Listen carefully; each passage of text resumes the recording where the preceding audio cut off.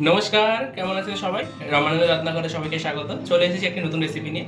আজকে আপনাদের বানিয়ে দেখা হচ্ছে ইলিশ মাছের লেজ ভর্তা। চলুন পরবর্তী পর্যায়ে এবার চলে যাব। ইলিশ ভর্তা বানানোর জন্য কড়াই কিন্তু সর্ষের তেল গরম করে নিয়েছি। এবার 3 থেকে 4টে শুকনো লঙ্কা ভেজে নেব সর্ষের তেলের মধ্যে। শুকনো লঙ্কাগুলো ভাজা হয়ে গেছে, এবার তুলে নেব। শুকনো লঙ্কাগুলো ভেজে তুলে নিয়েছি। এবার ওই কড়ার মধ্যেই সর্ষের তেলটার মধ্যে দিয়ে দেবো হচ্ছে ইলিশের লেজগুলো। ইলিশ মাছগুলো দিয়ে দিয়েছি সর্ষের তেলের মধ্যে। এবার হচ্ছে ভেজে নেব 2 পিঠ উল্টে পাল্টে।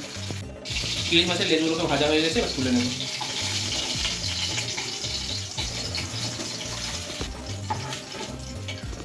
ইলিশ মাছগুলো ভেজে তুলে নিয়েছি। এবার ইলিশ মাছের কাঁটাগুলোকে ছাড়িয়ে নেব।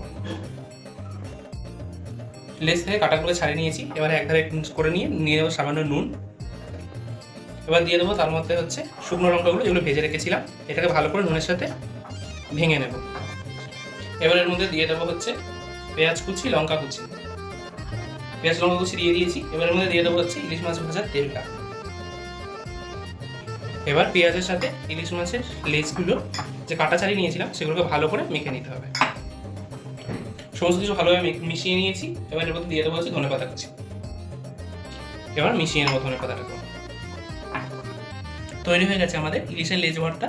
ভিডিওটি কেমন লাগলো অবশ্যই জানাবেন, একটি লাইক কমেন্ট শেয়ার করে দেবেন, পাশাপাশি আমাদের চ্যানেলকে সাবস্ক্রাইব করে দেবেন, আর অবশ্যই বাড়িতে বানিয়ে খাবেন এইভাবেই।